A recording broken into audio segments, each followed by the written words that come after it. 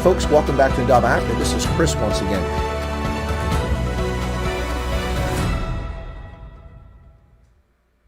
Hello, folks, and welcome back to Chris Wyatt Africa. This is Chris in central Pennsylvania. Welcome back to the program. Today, a special feature guest. I'm on in just a moment to introduce him, but he's been on the program previously a couple of times in the past. We had him on here to talk about his experiences as a prisoner of war, as a soldier in South African Defense Force in the Bush War, and his experience in Cabinda, as well as his time as an author, the things he's done. And then later had him on to explain some information, background information about Sightlanders, because I was trying to get better information, understand a little better, because he understood it, to help us understand Sightlanders, what it is and what it isn't. He was on before. So with that, folks, let me get him on today. And my guest is going to talk to us today about events in South Africa. It is none other than Colonel Wynand du Toit. And I'm going to welcome him back to the channel. It's just going to pop back in here and take a moment for him to get back on. And once he comes in, we'll get started. It's coming up now. And there he is. Yes, Chris. Good afternoon. No, it's great here in South Africa. Living in the Northern Cape nowadays, and I must say it's fairly, you feel the summer here in the Kalahari, but at least it's not cold. So well, that's a benefit. That's a fair point, and I'll have to concur with that. You feel the sun in the Kalahari, having lived in Botswana, where it got up to 48 more times, or up to 40 more times than I want to remember. It's usually about 36 to 38. It was quite warm there. So the Northern Cape, the place where the ANC seems to be losing a little bit of favor in this last election. We'll get to that in a bit, but they took a little bit of a hit there in the Northern Cape. But then so the Democratic Alliance. So it's crazy times in South Africa. But hey, let's talk a little bit about a subject that's near and dear to both your heart and mine. And that's security, something that's very important to both of us. We saw in July in South Africa a rather, well, I would say bizarre situation, but I don't even know if it's bizarre these days. Anything can happen in South Africa. It's cloud cuckoo land south, to say the least. But what we saw happen in July in KZN, KwaZulu-Natal and in Gauteng Provinces was the government not prepared for, either intentionally or through incompetence, not prepared for an event that took place in which over 100,000 people resorted to looting. They destroyed macro, game locations, tuck shops, spaza shops. And in KZN, they targeted a crematorium, a water treatment facility, radio stations they shut down. They first attacked the Mui River Plaza, which is the main artery, the N3 coming up into Southern Africa, bringing goods and services into Gauteng and throughout Botswana, Namibia, Zimbabwe, and so forth. And then we also saw a container of ammunition destined for Cape Town that somehow magically stopped in Durban, and that was looted. Total chaos. Lots of conspiracy theories. I actually covered the events live as they unfolded, and I actually predicted not 100,000 looters. I didn't predict that, but I did predict there would be violence and chaos, especially in KZN, on the 29th of June when the conviction was handed down by the Constitutional Court for Jacob Zuma. The fact that the South African political leaders claim they didn't know about it or they weren't prepared for it, didn't have any idea, seems ludicrous to me. But let me get your initial thoughts and comments on what happened in Gauteng and also in KZN this July, because it was crazy. Yeah, it was. But I don't think that it was supposed to happen. Not during July. Everybody expected some kind of violence with the arrest of Jacob Zuma, and that was expected. But as the time ran out, and they arrested him on the last evening, very late in night, just before 12. Reports later on say that he has voluntarily surrendered himself, but that's not true. They actually went to fetch him there. And the point is, by that time, the few protesters and the so-called ANC, or Kontu veterans, were standing there. It was cold, late at night in the winter. So it was a very good strategy. By that time, there was nobody left. And the next day, it was all over. Okay, nothing has happened. And everybody say, okay, we can get back to normal. But then actually the day after the arrest, it started with a slow build up of violence at Mooi River Plaza. And then it started spreading in Natal. But the question we got to ask, and I think there's a little bit of the deliberate action from the government and inaptitude from the police. There's a little bit of both. And they did not expect this violence to be to the size as it was. But later on, according to information, was that this violence in Natal was supposed to happen on the same time when the Zondo Commission's report is coming out.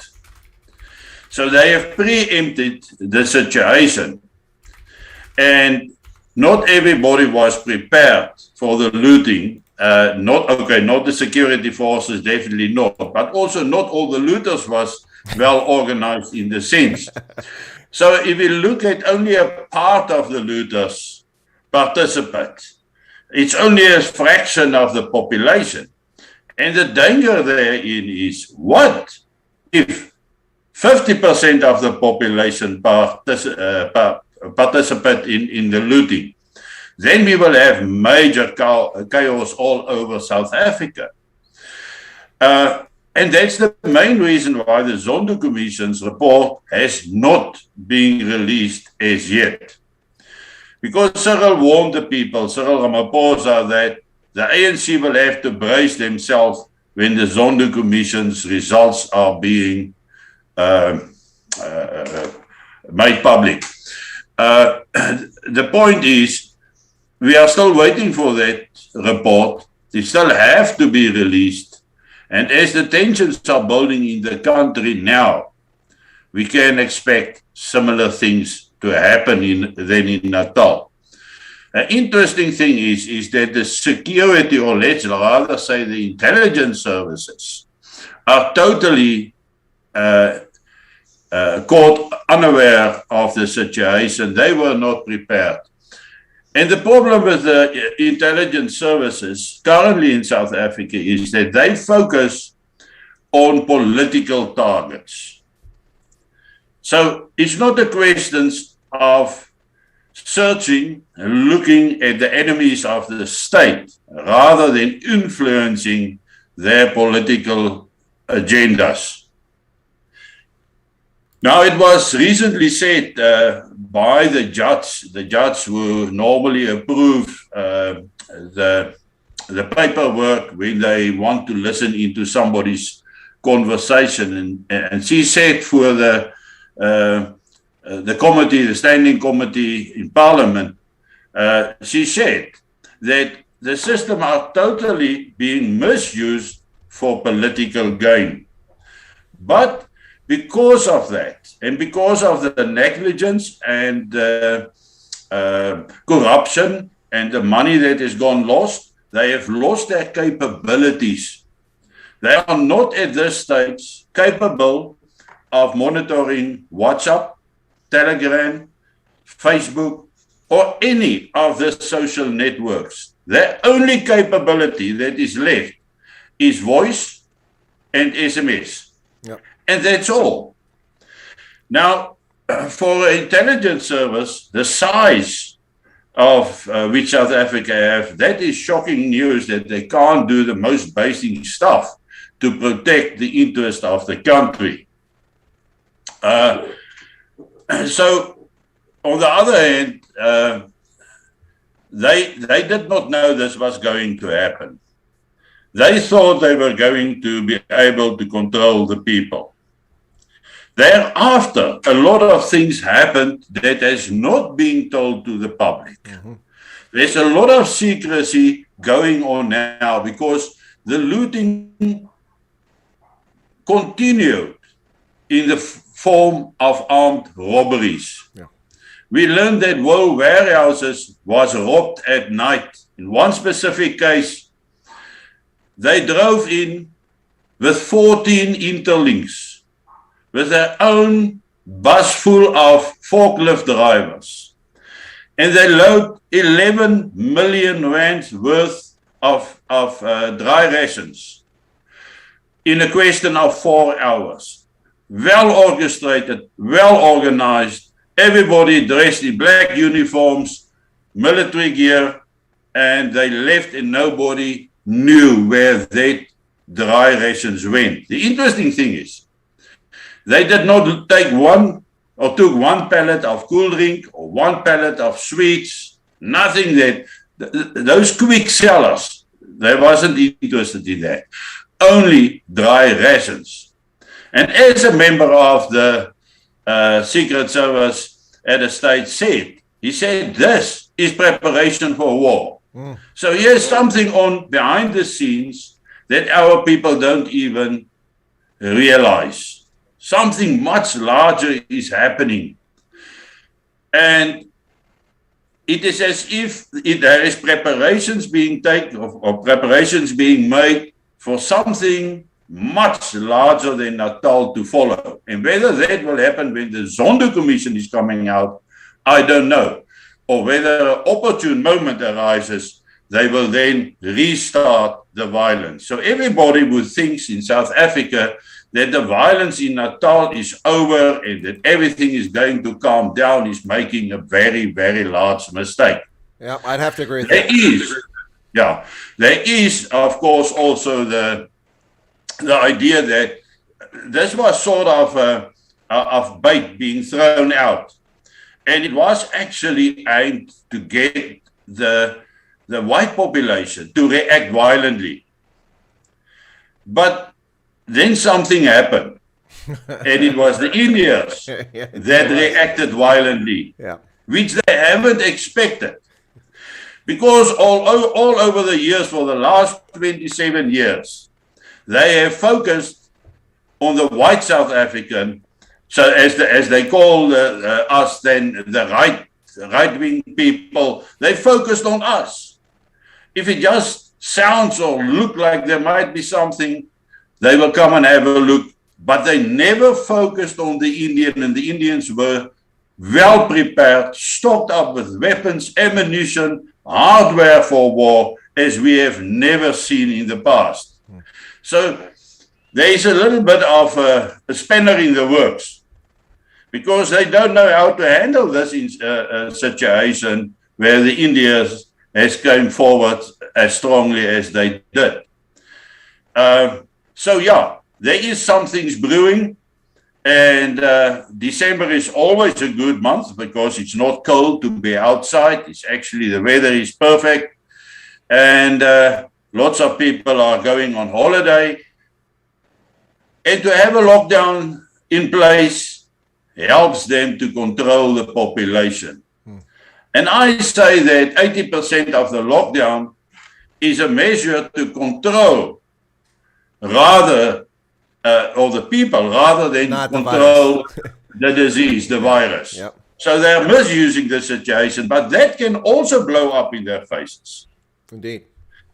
So, we will have to be extremely careful what is happening. Then, of course, the other danger factors that can accelerate this process is the question of Eskom.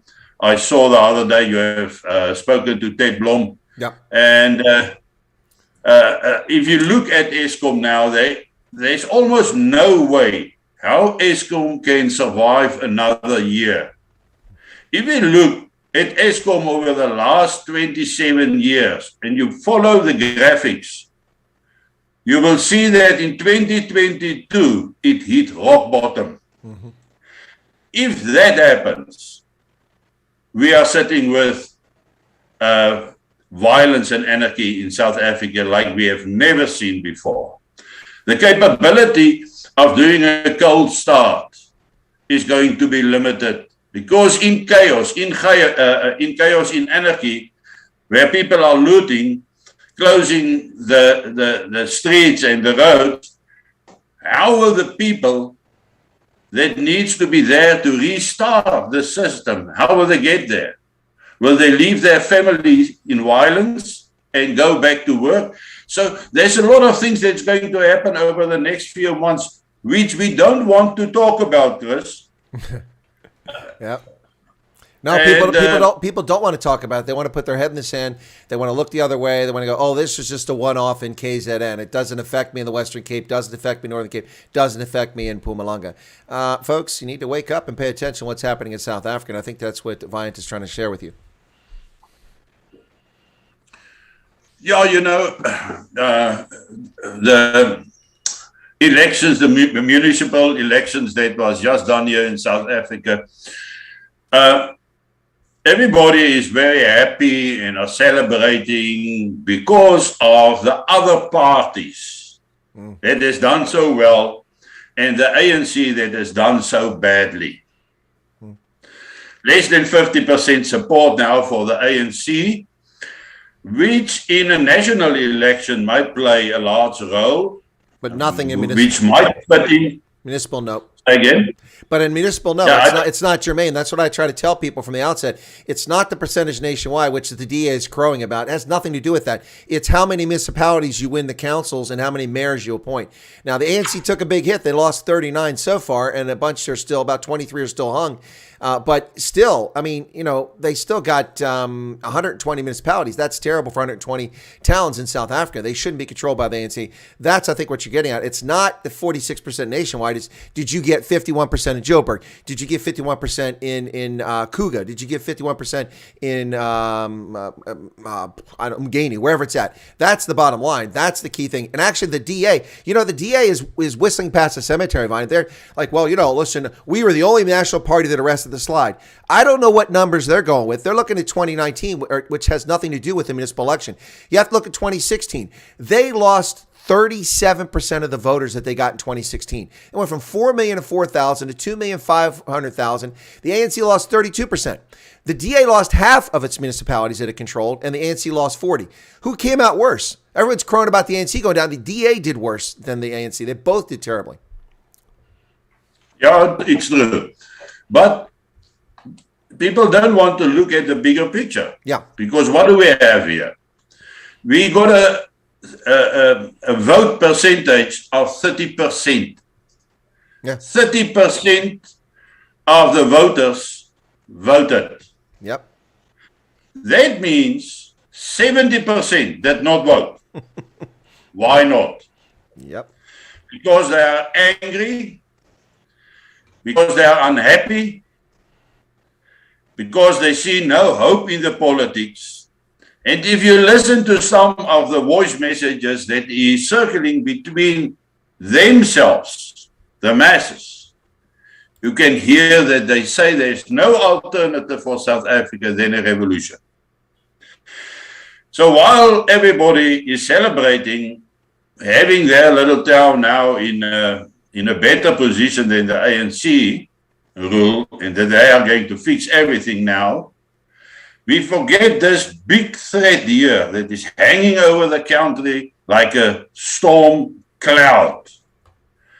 The low vote percentage should be a warning to us that things are going to change drastically in South Africa. And that can be promoted by a thing like Eskom going down.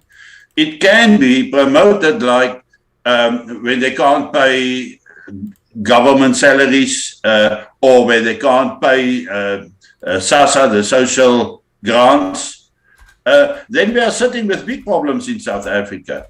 And I prefer to look at the bigger picture at this stage, at the whole of the country. Because there's not one part of the country that is going to be spared if violence like Natal and Gauteng is breaking out again. We are going to have huge problems.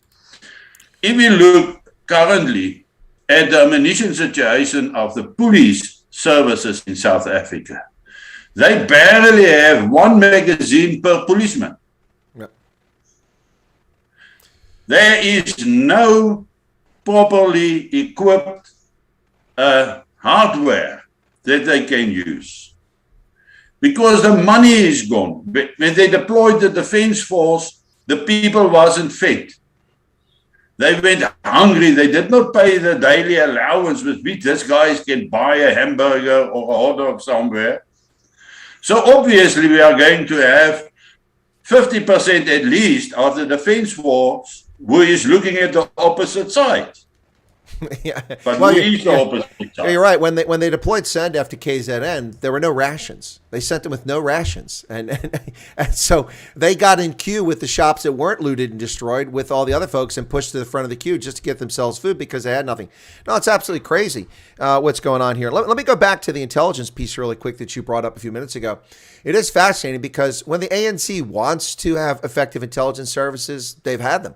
I mean, when Ronnie Kasrils was the minister in charge of the intelligence services, they actually spied on him. The guy was a communist, a lifelong member of the ANC, part of their struggle, and they spied on him. They put bugs in his house and spied on him, but they were inept at that, and they got caught.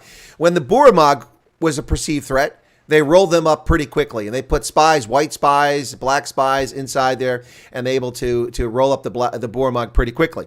When Pagad was ignored for a long time, people against gangsters and drugs, but when it started blowing up the Planet Hollywood, I think it was there in Cape Town, suddenly they were a threat to tourism, and they dealt with them very quickly from that standpoint.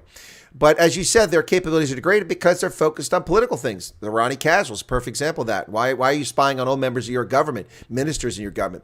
You know, when I was in Botswana, Wyatt, I was there helping them because they had just created a national intelligence service. Up until my arrival in the Ot decade in Botswana, they didn't have a national intelligence service. It was done by the military intelligence. So the military intelligence did work for the commander of the military, the chief of defense force. They were in the defense force, but they answered to the president of the country, and he used them to spy on political opponents, on Zimbabweans, on other all political things. So when I arrived, Ian Kame created a national intelligence service, which people have issues with it, but I was able to help the military do what they wanted to do. Now focus on military intelligence, provide information to the commander about cross-border wildlife trafficking, about illegal immigration, about poachers in the north, that sort of thing, and about peacekeeping. And that's what they did.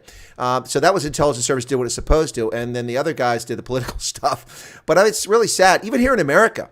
I mean, we saw the perversion of the intelligence services violating the Foreign Intelligence Surveillance Act. That's something as a counterintelligence agent that I was deeply involved with in the past. They violate that and lie to judges on that court to get warrants to spy on members in the outer circle of Donald Trump. They spy on a sitting president of the United States, and nobody goes to jail.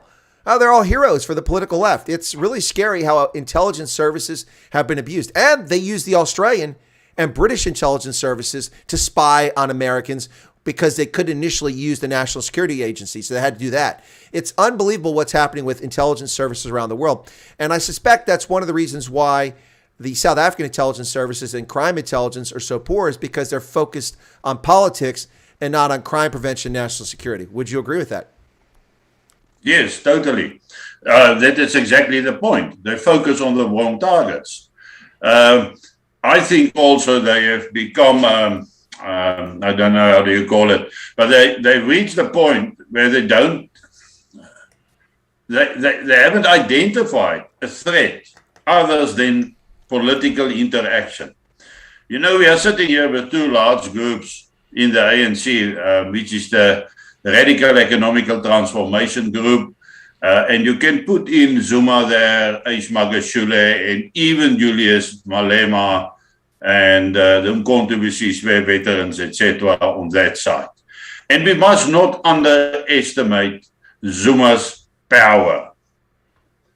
Then on the other hand, we have Cyril Ramaphosa,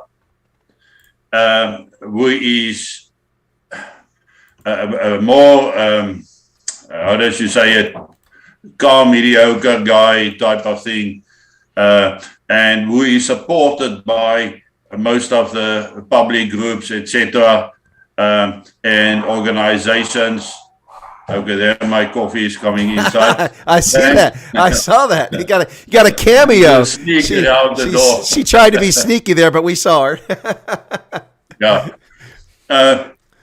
But you know, and again, the 70% and 30% ratio plays to me a very large role here.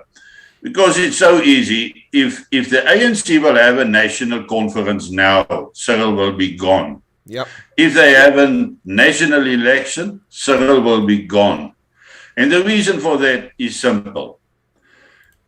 All this Thabo Mbeki, Stichting, what is the Stichting? And the Nelson Mandela Stichting, F.E. de Klerk, those things that they have formed, or groupings, my English is not so well No, tonight. foundation, Stiftung, foundation. Yes, foundation. And you know why? You know why I know that? Because it's the same word in German, Stiftung. Now, these foundations are all supporting Ramaphosa. So when it comes to elections, the opposition group is just motivating the masses and say, but Cyril is just a puppet of the white people. Mm. And the groups were supporting white people. Mm-hmm. And that is causing a large divide. So no matter how successful people saw the past municipal elections, it does not change the security situation in South Africa. And we will have to be ready because we got those two groups. Just remember, if one of these parties create the same type of chaos that they did in Natal, and they start xenophobia attacks, and we have this violence, and there's dust everywhere, and everybody is fighting violence, uncontrollable. And when the dust settles, there's a new political or a new leader in charge. In other words, out of this chaos, it's the opportune moment for a coup, for a takeover of the country. And they can even do it through the African unity. If Zimbabwe, and you must ask yourself the question, why did the Red Group visited Zimbabwe in a military plane of which Cyril did not even know until he was informed later. Yep. If they started violence, xenophobia violence against the Zimbabweans, for example, and Zimbabwe asked the African unity for a force to go in and protect their citizens in South Africa. But under cover of that movement, when everything settles, we got a new president. And now we must look at who favors Zuma. Suddenly, Rwanda got a very, very large force in Mozambique. Yep. Never before have you heard of Rwanda sending forces into anti-country, and now they're sitting on our borders. Well, except for the Congo. They did go in the Eastern Congo. Yeah. And they're far away. But they got a force there. Yeah. They support Zuma. Mm-hmm. We look at Zimbabwe, support Zuma. If we look at Angola, support Zuma. Who got the capabilities at this stage to come in and to stabilize South Africa if violence broke out? It's probably South Africa and Zimbabwe. But I expect that a country like Botswana will stay neutral because they've always been neutral, and they will, in this situation, also be neutral. But then you must remember, if violence on that scale broke out in South Africa, where the trucks are not running because they are blocking all the roads, they are burning the trucks. Already, truckers phone me and ask me, can I send my trucks? Okay, then we will look at the routes, etc., where the problems are, especially the truckers in Namibia is doing it. And once they start blocking that off, there's not going to be fuel, there's not going to be food deliveries in the cities, we are going to sit with chaos. But Namibia get all this food and stuff from South Africa. Yep. That means that Namibia will follow suit 2 weeks after we went into chaos and anarchy. But Botswana will probably protect the route through to Walvis Bay to keep some kind of seaport available to them. Because even Botswana's fuel and stuff, most of their food is coming from South Africa. Yep. So, it is, Natal was just the beginning. It was appointed towards what is going to happen. And 3 weeks after it happened in Natal, or after the things have calmed down, I was down there, traveling, speaking to the people, especially my own people down there that way. And it is as if everybody thinks this is over. It is now finished. Everything is back to normal. You can't believe that people has fight over bread. In Ballito, which is a quite posh place, people have been fist fighting over a bread. Yep. Well, people dying in a freezer because they went into a freezer and it got locked behind them, for a few pieces of meat. It's crazy stuff. You touch, hey folks, you're listening to Chris Wyatt Africa here on the Indaba Africa channel, part of the Indaba Broadcasting Network. My special feature guest today is retired Colonel Wynand du Toit. So it's the Colonel's Square today. You've got Colonel Chris Wyatt and Colonel Wynand du Toit here, one from South Africa, one from the U.S. We're talking about the events in South Africa in July, in KZ in particular, and also about the potential for something coming down the pipe. And we'll be talking about the elections here shortly. We're going to get to that just a little bit. But, you touched on something that very few people have actually mentioned. Now, I've mentioned it in passing a few times because I don't want to alarm people, but the fact that 70% now, and you also, by the way, I appreciate you getting this correct because so few people get it right. They talk about, this many people voted. No, the figure is 31% because that's of the eligible voters. 39 million South Africans are eligible to cast their vote to make their mark, and only 11.9 million showed up. That's 31%. That's pretty frightening when you look at that. And that 70% that's missing, now you're always going to miss some, 20 or 30% aren't going to show up no matter what. But it's that other batch that's in there that makes you very nervous. And why aren't they going to the polls? And if they're just angry, what are they going to do? Because are they going to do something? They're going to take some sort of action? It's a fair question. It's speculation, but it is very disturbing. It also makes the point that, is this even a legitimate election? If, the ANC got 5.4 million votes, that is 13% of the eligible voting population. 13% of the people eligible voted for them. That's only 10% of the population of the country. They got. That's it. Well, a little bit, about 12%. But they got that 13% eligible voters. That's frightening. That's absolutely frightening. That was the largest vote-getting party in the country. Now, in the election, the only party that really did well at all, from a major standpoint, in my perspective, was Freedom Front Plus. The Inkatha Freedom Party looks like they're stronger, but they actually gained about 8,000 votes with 649,000. That's all they gained. Now, that's about 2%. The Economic Freedom Fighters, people think they did really well. They lost 24,000 votes from 2016. So they lost a couple percent. The Freedom Front Plus went from 115,000 to 276,000 votes. That's a pretty significant increase. But the DA lost 37%. The ANC lost 32%. It's pretty scary stuff. But this 70% that don't vote, I appreciate you bringing this up because almost no one's talking about this. What does it mean? And the bigger picture here is you've just kind of alluded to it as well, Vine, and that is what happens when there's no electricity for 2 weeks and their freezers all rot and there's no food. You can't get things through. The trains can't run. People start putting tires up, blocking roads. You can't get through on the arteries. What happens? The Gauteng and the inner part of the country is very dependent on stuff coming from the port. And the rest of Southern Africa is as well. And if you cut down those rail links, we've seen trains derailed because the freaking tracks are dug up and the overhead cables are stolen. We've seen the coal train derail. We've seen the blue train. Nobody was on it. The luxurious passenger blue train derailed recently because the overhead cables were ripped off.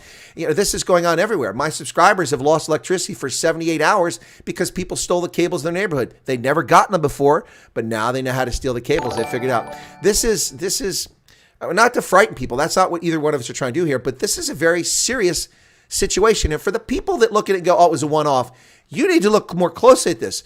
The danger, the potential, I'm not predicting, I don't know if you're predicting, not predicting chaos, but the potential is just right on the knife's edge. If you think that civilization is established, all you have to do is look at St. Louis and Minneapolis and Seattle and New York and DC last year. Endless riots, the police powerless to do anything, running away, letting their police stations be burned. And these are cops that are armed and have lots of forces and have special weapons and tactics. That's what happened in this country, a country that has long respected the rule of law and order because politicians allowed it to happen. And that's a scary thing. What happens when it gets out of the control of politicians, which is, I think, what you're headed towards. The KZN thing may have been a precursor, and it shows that this government is either unwilling or incapable of handling a situation like that. What are your thoughts? Yeah, they are incapable. Over the years, there has been appointments made of totally unqualified personnel. Cadre deployment. Yeah, cadre deployment, quite right. If we look at, for example, at the ESCOM stations, Andre de Ruyter is fighting a losing battle. And he, a while back, said, well, the only thing that they can do is, in fact, they must start punishing the station managers. Yes. If they are not productive. In other words, their payment must be coupled to productivity. And what happened? Overnight, their biggest effort centered around Andre de Ruyter to get rid of him. Yeah, he's a racist all of a sudden because he expects performance. Yeah. So the corruption is rooted so deeply that it will never come right.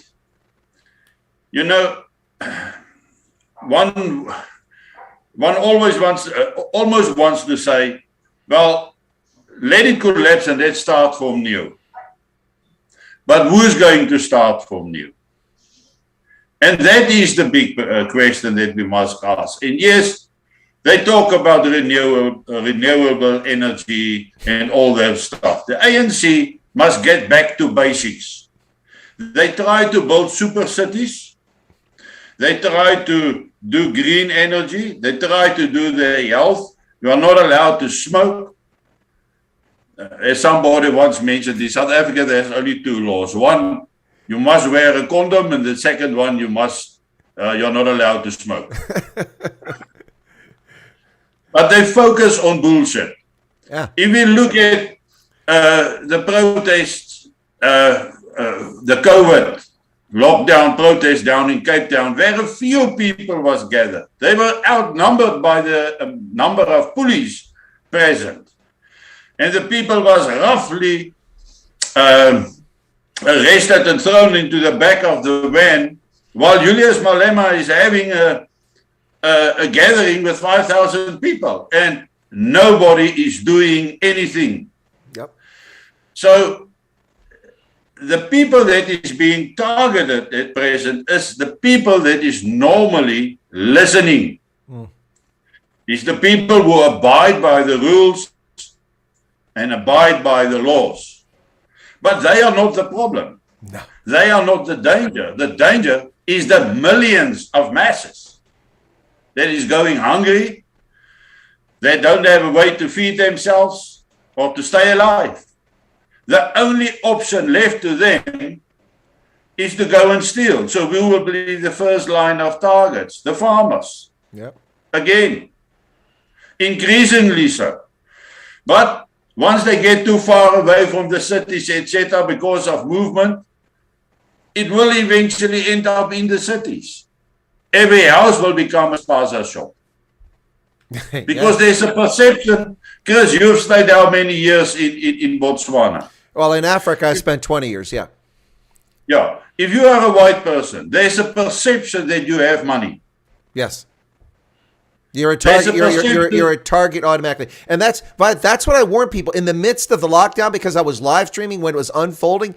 I told people the first 2 days, I said, listen, they're going to run out of game and macro stores to loot, and they're going to come to your neighborhoods when there's no food for people to go buy or steal.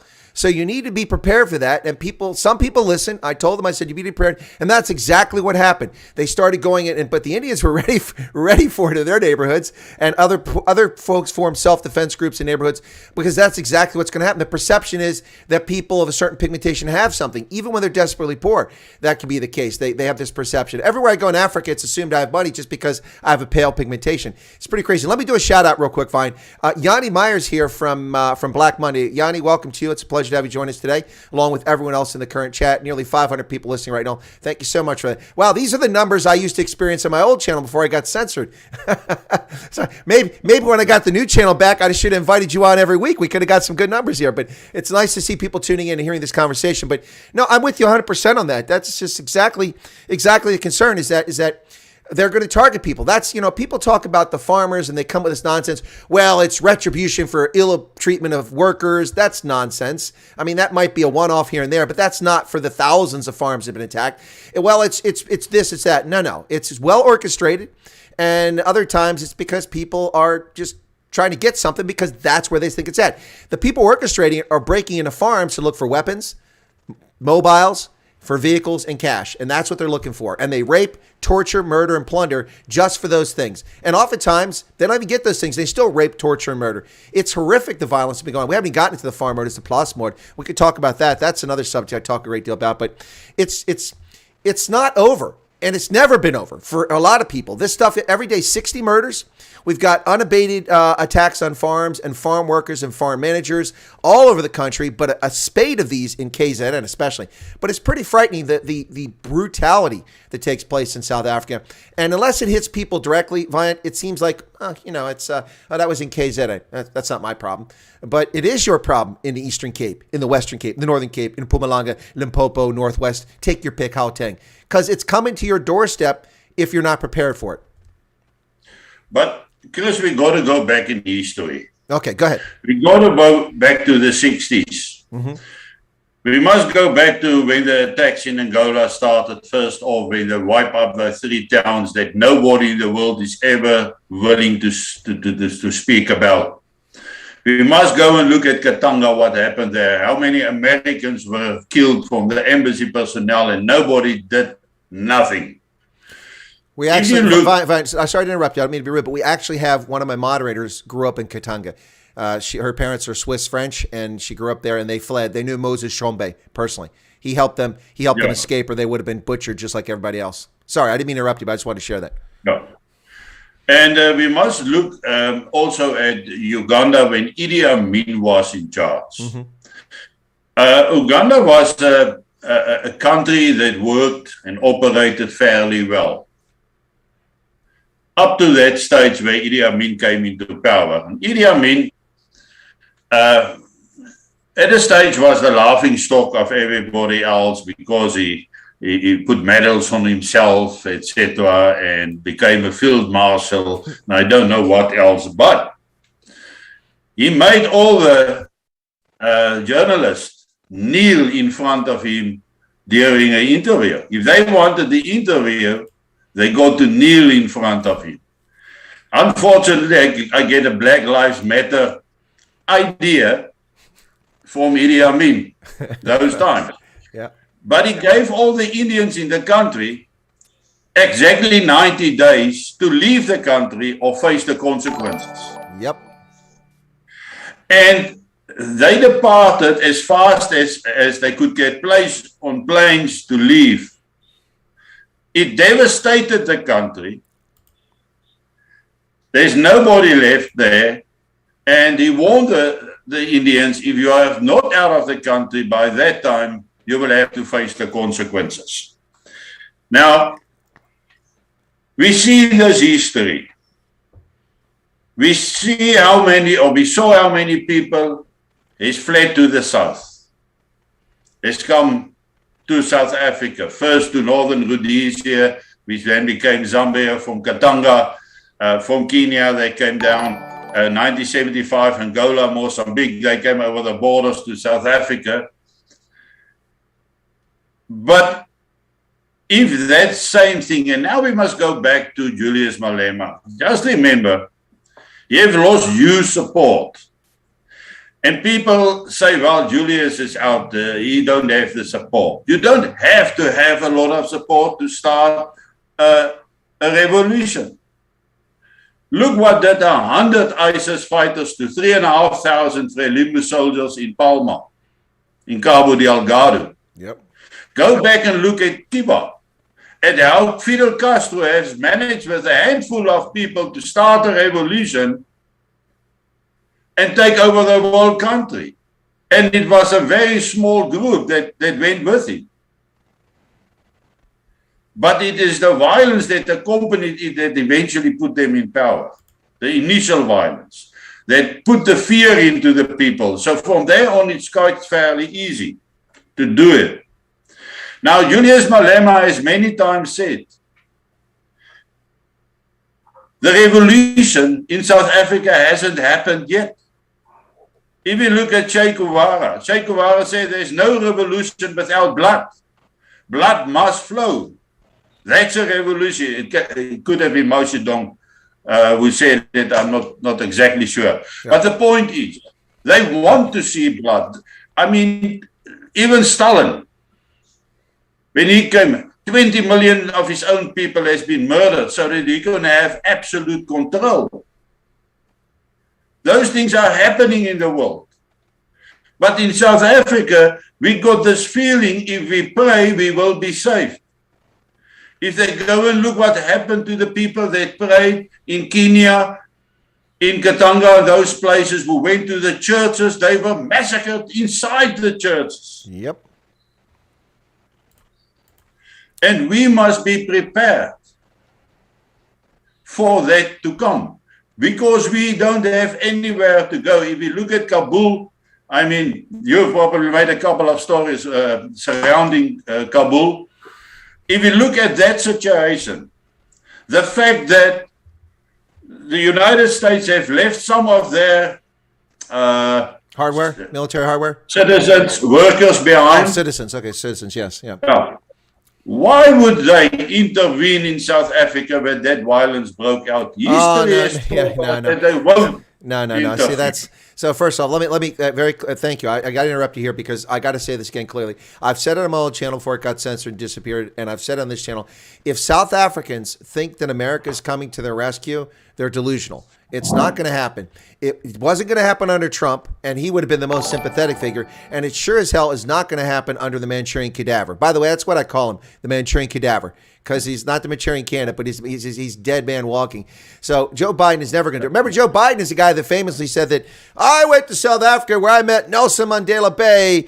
Where I met Nelson Mandela at Robben Island in Soweto.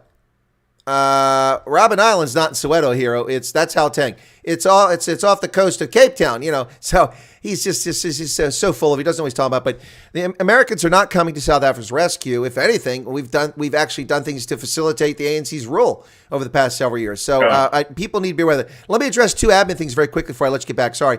The first was there's a super chat here from Nicklin said, appeal to viewers. Please subscribe. Please, a Starbucks for Chris. He's operating on pure caffeine. That's because I've been up late. I was up at 3 o'clock in the morning. Well, I was up at midnight doing the Dubai Sevens. Then I was up at 4 o'clock the same morning, 3:30, doing the memorial ceremony for Tian's Jordan, and I stayed with that. Then I did my live stream later in the day, so they think I'm very tired. And then someone else, Nicholas, just used his membership free super chat to say Castro fights all his life for communism. Something is a Black Friday. I don't know what that is. Dixon. I don't know what that means. But anyway, yeah, sorry to interrupt you there, but I had to do a little bit of admin stuff on it real quick. And thanks to the 450 people currently watching. Be sure to smash the like button. The link to Colonel Wynand du Toit's channel is below the description of this video if you've not seen it. I suspect many of you have come here from there. But if you're new to this channel and you're just now finding this channel, subscribe to our channel and be sure to subscribe to his channel. You'll hear these truth bombs on his side in Afrikaans, and on this side you won't hear it in Afrikaans very much because ek praat nie Afrikaans nie, eh? You know, that's the problem. I understand it, but I don't speak it, so I can't speak it, but I can follow along. But you'll hear it in Afrikaans on this side, you hear it in English on this side. But anyway, sorry to interrupt you. I had to do a little housekeeping there. But Chris, no, there was a lot of interest always in your channel. You know, this is the third time that you and me have a chat. Oh, yeah. And a lot of the guys, I think when they took down your channel, they lost you in the process. Yeah, exactly. And because the new channel was not being promoted by YouTube, they're intentionally hiding my videos and not sharing them. People didn't know I was still back. And so I still, to this day, I find people like 6 months later, because it's been 6 months, oh, Chris is here. I thought he left YouTube. No, I didn't leave. I just got censored and came back 2 days later by creating a new channel. So, but thanks to the folks who come back. Be sure to subscribe.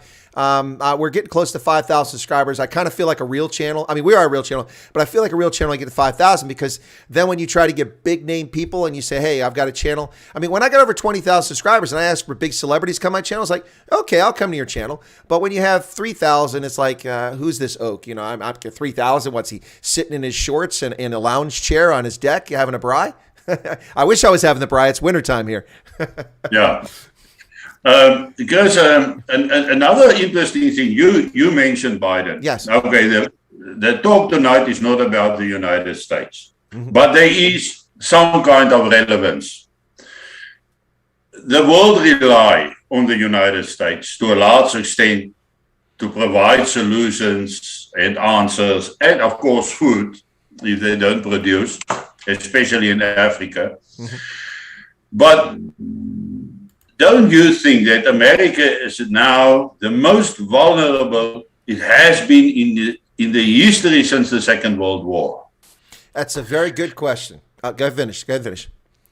If I was China or Russia, and I have plans to rule the world, I will attack America now. All right. Okay. So that's a statement, but you started with a question. If you got more, I'm sorry, you're pausing. It's a very strategic pause. Go ahead and finish then.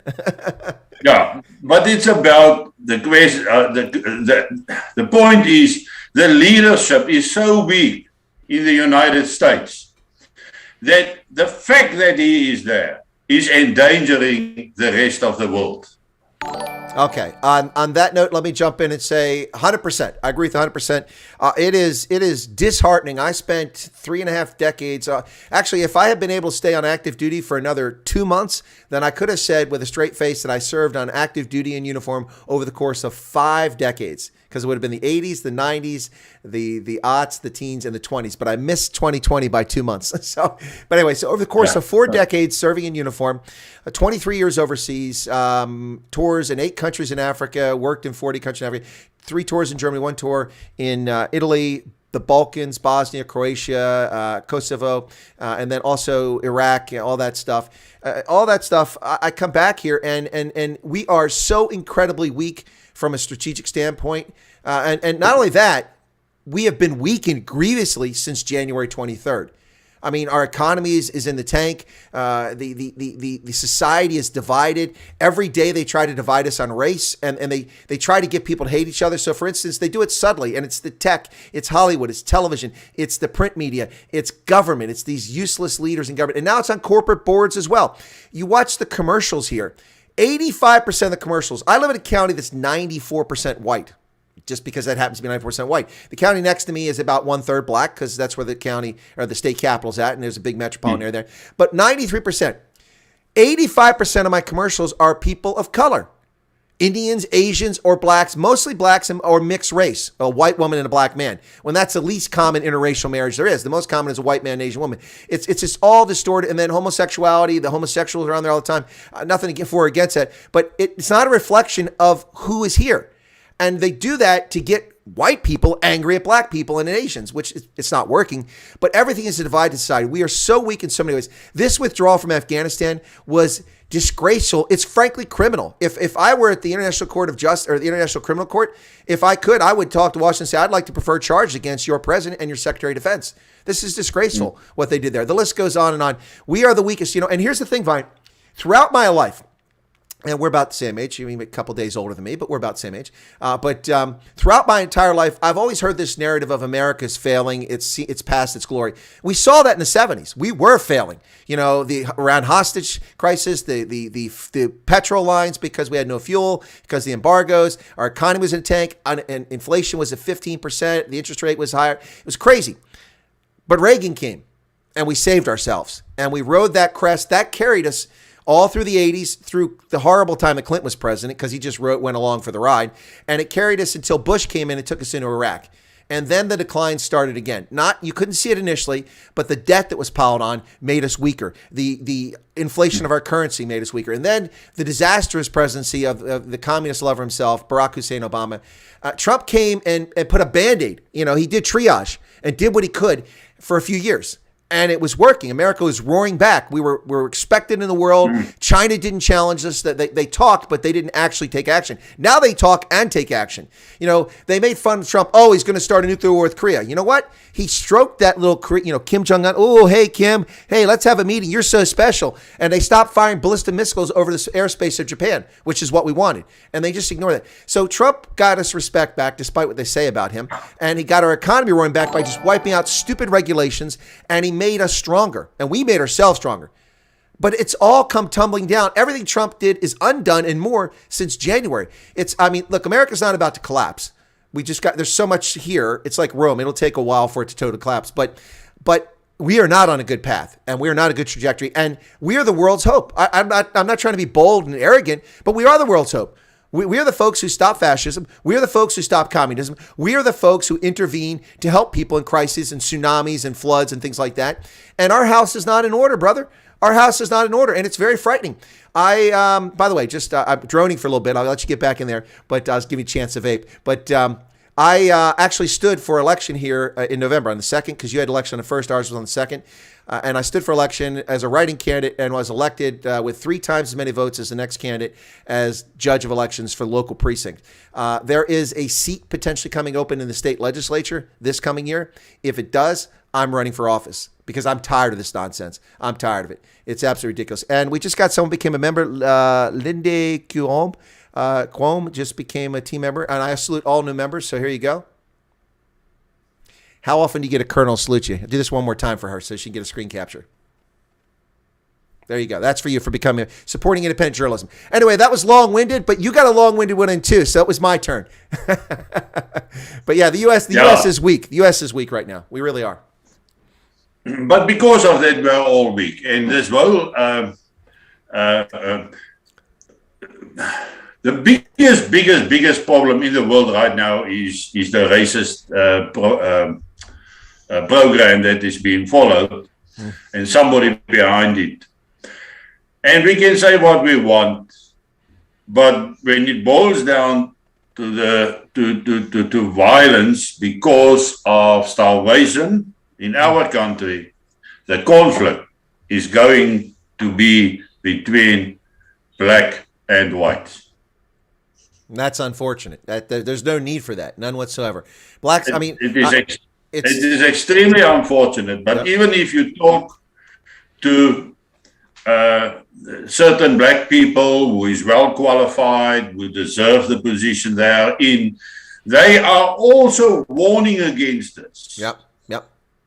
And they are the first people to tell you, listen, when that happens, get yourself away, because I cannot help you when things went the wrong way. Yep.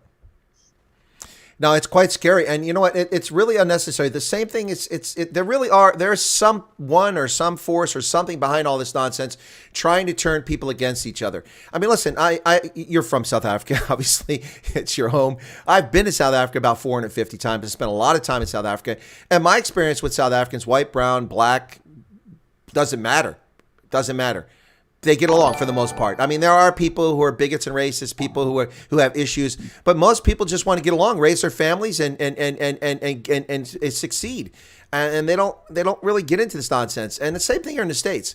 But there are segments of our society and of your society, which are, by the way, are white and black, that are behind this. White and black people behind this racial division. White and black. Make no mistake, ladies and gentlemen, on this side of the Atlantic, it's more white people creating racial division in this country than it is black folks. In fact, I see more black folks standing up for right in this country saying, no, this is nonsense. We don't buy into this. Than I see white folks do it, because it's crazy. And in South Africa, we know that there's, I don't want to say a cabal, but there's certainly interest in South Africa that feel that they profit from this nonsense, and they push it all the time. And it's really sad. It's really sad. I mean, if you're a person of faith, if you believe in God, if you're a Muslim, a Christian, a Jew, or a Hindu, whatever your faith is, and then you don't believe in nonsense like that. You believe that people are people, and let bygones be bygones, and let people, live their lives. And these people are constantly trying to divide us. And I think that's one of the scariest things, Wynand, is this critical race theory that's been perpetuated here, this tearing down symbols of colonialism.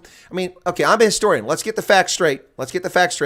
If you want to talk about colonialism in Africa or South Africa, let's start with the arrival of the Bantu peoples 1,600 years ago. They migrated down the Great Rift Valley, coming from West Africa or in the vicinity of Cameroon, over the course of 1,000 years. They eventually hit what is today Zimbabwe, and then made their way across the Limpopo and worked their way into South Africa. They were the first colonizers. Before that, the Khoisan had lived there for tens of thousands of years and had their lives and they were fine. and they got along. And then Europeans arrived in permanent settlement 1652. So they're always talking about colonization, but you got to roll the clock back. Colonization goes further back. It's not 1652. It goes back about 1,500 years prior to that. But they don't want to hear that. You can't have that conversation. But that's the facts. That's reality. It's just the use of language to denigrate, to divide, to demonize people. That's what's going on. But Chris, it's very important what you talk now. You know, when COVID-19 broke out, yes, and the lockdowns in South Africa started, that very first lockdown, that's when the big polarization started in South Africa.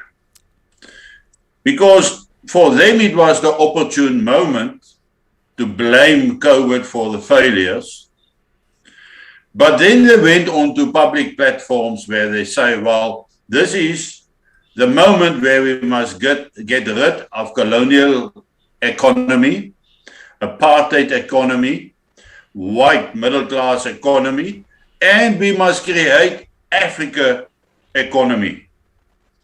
So they use this lockdown process to push out the middle class white person as a last sort of push out of business. That caused a huge polarization of different races in South Africa. The government in South Africa has caused the biggest racial divide in the history of this country. Yep. And by BEE, by taking people out, they are fanatic to get rid of everything, whether the system collapses, whether Eskom collapses, whether the money system, whatever collapses. Food security is not important for them. No. That's why they will take the farms eventually. And they don't care if there's an agricultural collapse because they know the world won't let South Africa starve and the elites will still get their food imported anyway. So if they undermine the agricultural system and destroy it, they don't care, do they? Yeah, they don't care. Yep. And that has caused the biggest divide in this country. So if you want to blame racism today, who's responsible? Blame the government. Yeah. Absolutely. Because of their inept way of handling capable people. I mean, there was an article in one of our newspapers this morning in Rapport who said, go and get the best in the world back, which used to work for Eskom. Go and get them back. And they are not going to do it. They will not do it. They will rather let it fall or fell.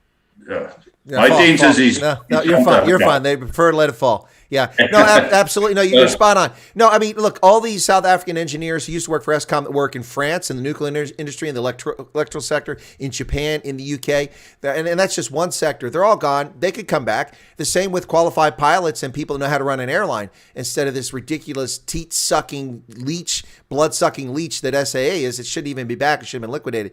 No, it is quite frightening just how they scare all this town away. If the ANC actually cared about black South Africans, job one would have been security. Reforming the law enforcement so that now the SAPS would have delivered community policing around the country so people are safe and secure in their homes, their abodes, and their businesses. That would have been the first thing they focused on. The second thing they would have focused on would have been education. They should have poured trillions of rand in education because you need to educate people in order for them to be functional in society so they can take jobs. And then the third thing they should have done is had a free market approach. But everything they've done is completely opposite. Oh, let's spend $4 billion buying Type 209 diesel submarines and cruisers from the Germans and Hawk leaded fighter trainers and Gripen fighters because we all know that Angola is going to overfly our airspace and shoot down all our commercial planes. No, it was so they could steal money from Tucson and from the French company, and it's one scandal after another. The oil gate, which people have forgotten about, that just came up again. Selling the National Strategic Reserve to a broad-based black economic empowerment company that was ridiculous, and then paying them to maintain the supply, and selling the oil at a fraction of what the government paid for it. Talk about a scam. And then in Conla, the list goes on and on and on. These people make, I don't know, they make the great train robbers look like amateurs. These people know how to steal. They can steal anything. And what I really found hilarious last year, not hilarious, but sad, is that when they started the lockdown and poor black communities in townships around Pretoria, to the north of town, and in Joburg, in places like Alexandria, place like that, when white South Africans took care packages, they bought food with their own money, took it out to give to these people. They were harassed, threatened with harassment and detention by the authorities, who then stole the food, took it home to the ANC party members, and many of them got caught with these food packages in their home. So they want to criminalize the behavior of good Samaritans who care about their fellow man by taking care of their fellow South Africans, and then these ghouls profit from it. These are just this. I call the ANC a RICO operation, because here in the United States, they would be prosecuted if we didn't have a corrupt FBI by the FBI for racketeering, because that's what they are. They're a racketeering organization. There's no two doubts about it. No, that's true. That's true. I mean, if you look at social support, it's still the white people that is supporting most of the people. Mm-hmm. I mean, but there's no one supporting the poor whites, of which we now have more and more people in South Africa.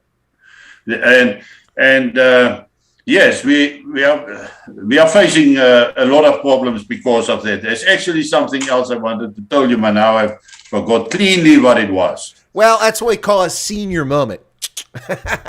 It's a senior moment. Don't worry, I get those. When I go on a rant and a tangent, I get those occasionally. It'll come back to you. But hey, let's shift gears a little bit, okay? Let's talk about this election. What are your thoughts on the election? Let me give you mine very quickly. I'll do it as quick as I can. I'm incredibly disappointed. The ANC couldn't have made this any easier to win an election. They score one own goal after another. One own. It's like the guy intercepts the ball and runs backwards to the other team's try line. This is just crazy. I mean, no cooked chicken, no open-toed shoes. Open-toed shoes, you can't buy them. No e-commerce. When you're trying to stop the spread of a virus, you don't let people get e-commerce. That's the most effective way to do it. But you can let 1,000 people climb in the back of a combi, a taxi, and travel all over without face masks. The list goes on and on. The pervasive corruption, Zweli Mkhize getting caught in the digital vibe scandal, PPE scams all over the country. The Gauteng Department of Education spending R500 million to clean the schools that have been empty for 5 months. RNA doesn't survive for 5 months on the surface. There's nothing to clean up except dust. I'll do it for R1 million. I'll hire a bunch of kids. We'll get it done in a weekend. The list goes on and on and on. The ANC could not have made this any easier to win an election. And what do we see? Almost nobody improved except the Freedom Front Plus, and they're too small to make a big difference. Thoughts on the election?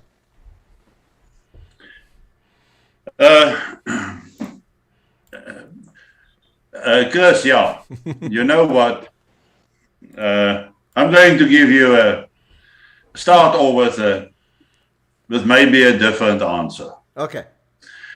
If you look at Germany, we look at France, and even now the Netherlands, where people are protesting on a huge scale.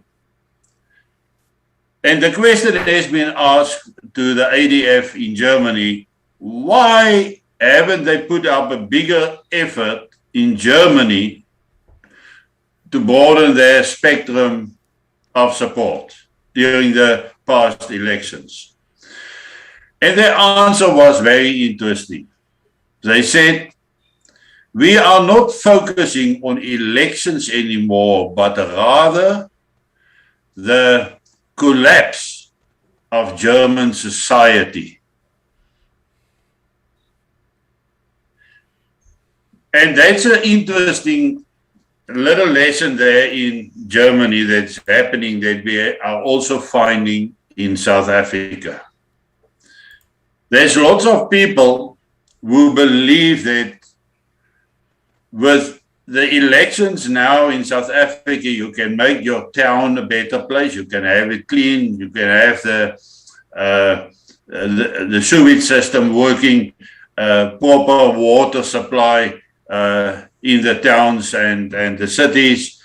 And that is good, because you must look at your immediately surroundings to be able to live. We want to keep our living standards as high as possible to allow us to live normally. I don't know whether I put that right. You did. I understand it. But on national level, it's not going to change. So to me, the municipal elections now is very low on my list of priorities or on my list of opinions, because it doesn't matter what happens on municipal levels. Yes, it's a basic thing. Nice. But our danger and problem lies, as you have said, with the national government. Mm-hmm. And in 2024. Yep. Yeah. But you are also having an election in 2024. Oh, we are. Well, yeah. We'll have an election day. I don't know if it'll be a genuine election with the fraud, but we'll see. No, the point is, we will be lucky if we look at if we took all the elements in South Africa, and you look at all the potential spike points that might set off chaos. Mm-hmm. If we look at that, we are not going to have a next election in South Africa. Well, that's been my concern all along. I said South Africa can't make it to 2024. That's my concern. Yeah. So we are running certain computer programs now where we got all this incidents, all the factors that is endangering the country as a whole, and we feed it into the computer systems and try to build up a point where it is going to, where everything is going to. I don't know whether I expressed me correctly. We try to use computer models to predict a more or less time of collapse in South Africa. Yeah, no, I got you. You're trying to use these computer models to simulate where this is headed and when it could happen and how it could all fall out. And that's not far-fetched. I mean, computer models can help with that immensely. And of course, you know, I've worked in the National Security Agency, Defense Intelligence Agency, and game theory and software programs, and the simulations play a big role in what we look at. And actually, you know, my experience is that we've actually had some degree of success predicting things around the world. Now, oftentimes U.S. foreign policy, you think that, no, the Americans had no idea something's going to happen. I got to tell you, a lot of the events that happen around the world, we actually know. It's just our politicians take no action when we can take action, and it becomes a mess. Exactly. And then bring us to the question whether they want to have action or want to take action in South Africa. Mm-hmm. Yeah, well, that brings me back to Don't they want this thing to collapse? Well, or at least a part of it. That brings me back to my whole point. You know, when people talk about conspiracy theories in this, I don't have conspiracy theory. I have analytical comment. And my analytical comment on the events in July in KZN is that there are elements within the deep state that are in the bureaucracy, members of the ANC's government who are part and parcel of the radical economic transformation faction, as you mentioned, Ace Magashule, Jacob Zuma, and a whole host of others. And the, by the way, you know, they call the Mkhonto weSizwe, the Military Veterans Association, is the armed wing of the ANC. No, it's not. It's not. The armed wing of the ANC, the militant wing, is the economic freedom fighters. They are the brown shirts of the 21st century. They are the stormtroopers, the Sturmabteilung of Hitler's Nazi party. And Sturm, that's who they are. They go out and they terrorize people and harass people with knob carries and golf clubs and pungas at Brockenfell. They are the brown shirts of the 21st century. But anyway, so now I've got my moment there where I forgot my point I was talking about. But go ahead.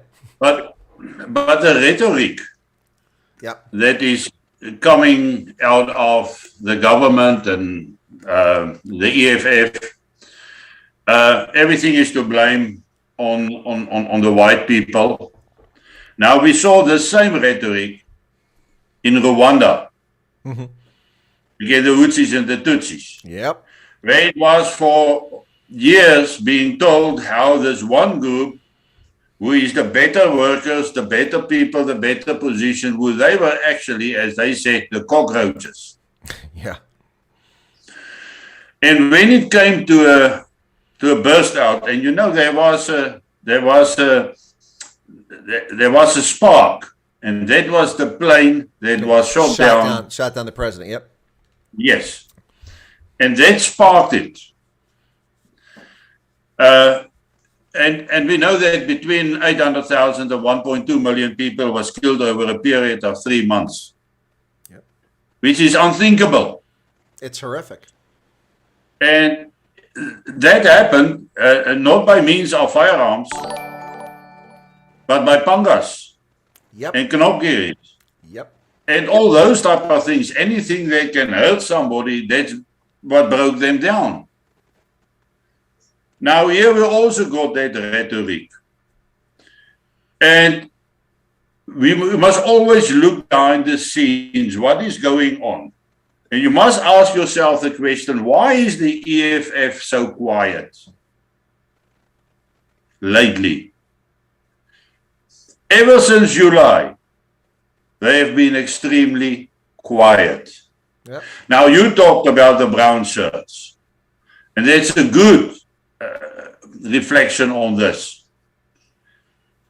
As I said earlier, you don't need a lot of people. No. But if you have 10,000 followers who do what you say, you very quickly swept everybody into a revolution of some kind. Yep. So, now, the elections that happen now will benefit the people on the ground, the conservative people, our people, to put it that way, who is used to having normal services and normal lives, and water supply and sewage. It will benefit them, but nobody else on the long run. Not for the national elections, nothing. There we are going to sit with a completely different situation. If, and as I said it, if we have a next general election. Yeah, that's a scary thought, isn't it? Yeah, there were two events that sealed it for the Nazis. Of course, Hindenburg thought he could control Hitler, and although he only had 1/3 of the seats in parliament, he got him installed as chancellor by getting his own party to support Hitler's Nazi party, thinking they were just a nuisance and this would satisfy them, to mollify them, make him chancellor, they'd be quiet. But two events after that, Kristallnacht, in which they targeted Jews and Jewish shops, scared the bejesus out of normal, everyday Germans. Those who weren't racist and bigots are like, whoa, look what just happened here. That one, and then when they killed the former chancellor and former members of government, and they arrested Ernst Röhm in bed with his lover, and then told him to kill himself, and he wouldn't kill himself, so they shot him. When they took him out, he was no longer a useful idiot, like the EFF is. So once he was no longer a useful idiot, they got rid of Ernst Röhm, and then the brown shirts disappeared. And after that, it was the SS, the Schützenstaffel. After that, it was the SS that became the powerful element. But it was the SA that helped them get the power with a small number of followers, probably 10,000 or less was the number that they had in the SA at that time. And they took over the most powerful industrial country in Europe, the second most powerful industrial country in the world. They took over in a matter of weeks. So if people think this can't happen, and the Nazis didn't discriminate, they killed gypsies, they killed Slavs, they killed Jews, they killed Catholics, they killed the aristocracy, they killed homosexuals, they came for everybody. Like the famous saying in the priest in Germany is like, when they came for the Jews, I was silent. When they came for the gypsies, I was silent. When they came for the communists, I was silent. When they went for the aristocracy, I was silent because I wasn't any of them. When they went for the Catholics, I'm a Protestant. I didn't say anything. Now there's no one left when they come for me. Mm-hmm. Yep. Yeah. So, on the other hand, life is continuing here. We got to keep on living. We can hope for the best. We can pray and all those things. But we must must prepare. We must realize that what we are talking about is there's a real possibility that it will happen, that things will go wrong. And all we can do is to stock up on food, fuel, but most important, have an area where people can move to once they are forced out of the cities. Because you can protect your little part in the city, there where you live. You can protect that for how long? Without water pumping, sewage pumping, electricity, for how long can you remain standing? It goes away pretty quickly, yep. So if we look realistically at everything, we need to prepare for this. And we now know what is coming. And that's why it's important to not being caught with the pants on the ankles. Yep. No, I think, and that's the time that since you and me have spoken the previous time, since then, I have 100% focused on preparing exactly for that scenario. And to be ready to be able to save as many people as possible who wants to be saved. Yep. No, that's the right. Now people don't want to hear this. They don't want to believe it. But if we look at everything that we have talked about today, that's where we are going. It will be irresponsible to do nothing. As one of my young officers once said, "Sir, it is wrong to break the law, but it is morally wrong to do nothing." Yeah, good point. Good point. Well said. You know, there's a question from Frederick Erasmus, which we addressed earlier. I think he came in the program afterwards. He said, "Chris, will South Africa get support from the U.S. if the crap hits the fan?"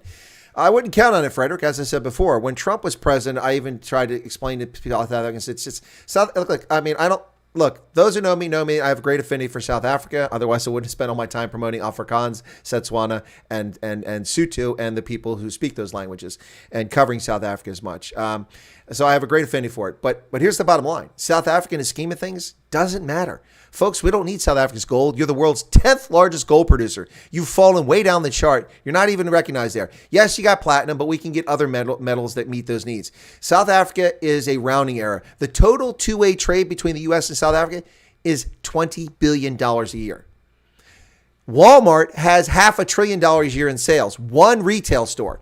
So that is not even an issue for us. The only thing we'll notice is that we can't get inexpensive BMW parts made in Port Elizabeth brought to the U.S. if we stop trade with South Africa.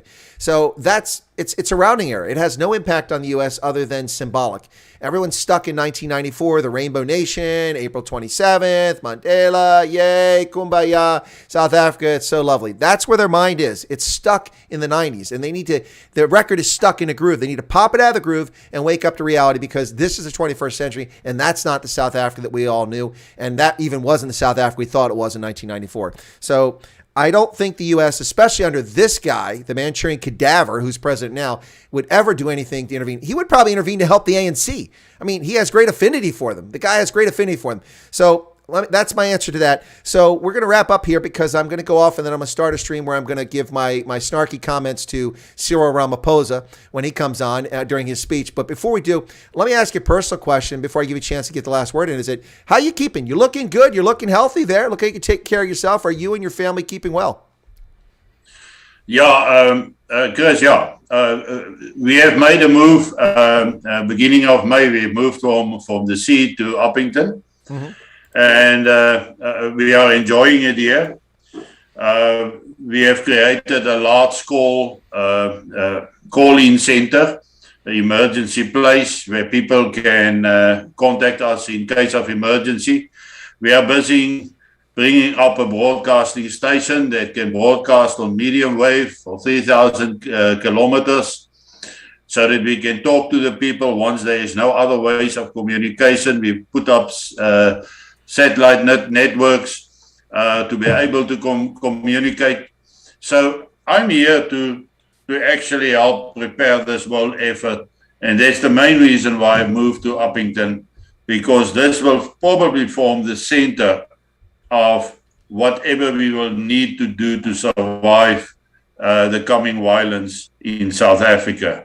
And I keep on telling people the demographics of the population in South Africa is of such a case that from high density, people will automatically flee to the lower density areas where we are. And that's where we are preparing to enable them to live as normal a life as possible, where we are capable to produce enough food for the people, where we can have enough energy available to do just that, and where we have the ability to maintain the integrity of our so-called borders at that stage. And then, of course, to reinstate law and order if it needs be. Need to say this, if it don't happen, we have lost nothing. But in case it happened, then we are at least ready as we can. No, I think that's a great statement. The bottom line is be prepared. You know, that's what the Boy Scouts motto is. Well, it's not the Boy Scouts anymore now because of a court case. It's the Scouts. Girls can join the Boy Scouts, but boys can't join the Girl Scouts or the Brownies, which is also for girls. But anyway, be prepared is the Boy Scouts motto, and it's exactly what it should be. Listen, Vine, as I told people, you know, last year when this thing started, and I started doing my live streams because I hadn't been doing them prior to that because I was still a serving intel officer. When I started doing the live streams, people were like, hey, listen, you know, over here in South Africa, you know, they're locking us down, and we're worried about shelves being empty. What's it like there? I said, well, I don't know. I haven't been in the store. What do you mean you haven't been in the store? Well, because my basement's full of dry goods and toilet paper and bottled water and batteries and extra torches. And like, why? I'm like, because I'm prepared, you know.